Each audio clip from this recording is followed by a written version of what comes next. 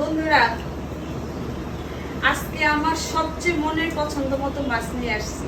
একদম নদীর মাছ, নদীর এবং দেশি মাছ। দেখো ভাই, এই তারা বাইন আমার খুবই পছন্দ, অনেক দিন ধরে খুঁজে পাই না, তো আজকে পেলাম, নিয়ে আসছি। আর একদম নদীর দেশি কুই। ভাবছি এটাতে তেল কই রান্না করবো, অনেকদিন ধরে ভাবছি তেল কই খাবো, কিন্তু দেশি কুই পাই না দেখে নিয়ে আসি না, আজকে পেয়ে গেলাম।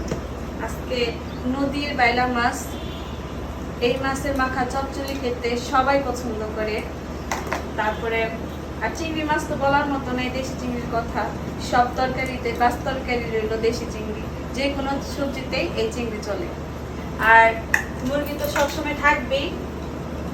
আমার ছেলে মেয়ের খাবার, এটা আমার খাবার না, আমি এত পছন্দ করি না। তবে আজকে আমার মামি আমাকে বকবে। কেমন হয়েছে মাছগুলা? আজকে আমার মামি, আজকে মামির 12টা বাজে মাছগুলা কাটতে কাটতে, কিন্তু মামি বকলো।